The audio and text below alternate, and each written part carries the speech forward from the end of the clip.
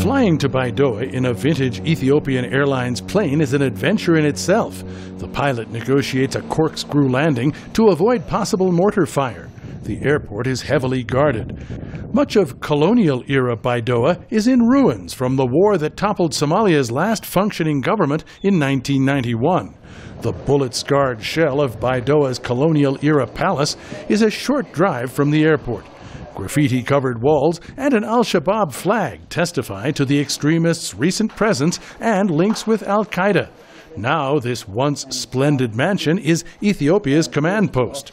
General Johannes Voldig-Jorgis says the compound was captured without a shot. There was no resistance. They were displaced and ran away from the bases.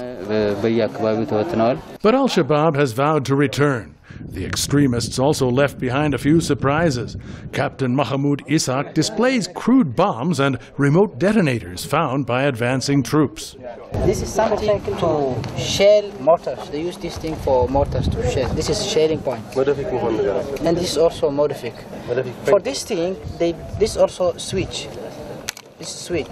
So this thing is improvised explosive device. Ethiopia's last military adventure in Somalia ended badly in early 2009, but Captain Mahmoud Isaac says after 3 years of al-Shabaab's harsh rule, Ethiopians are being welcomed back.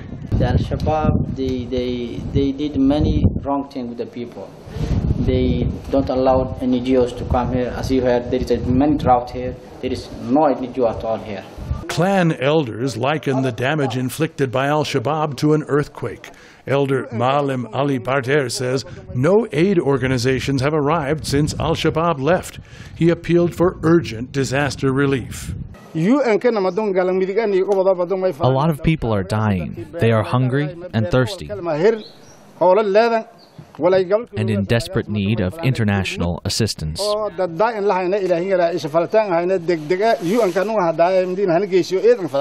Regional Governor Abdi Fattah Mohammed Ibrahim says long-term military aid will also be needed to prevent a comeback by al-Qaeda-linked forces.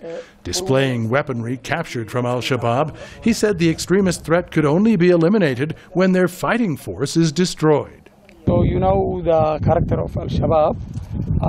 They like to fight in, hit and run, so they think to be back. Now they are hiding here, more under trees. Ethiopian officials remember the unpleasant end to their last stay in Somalia.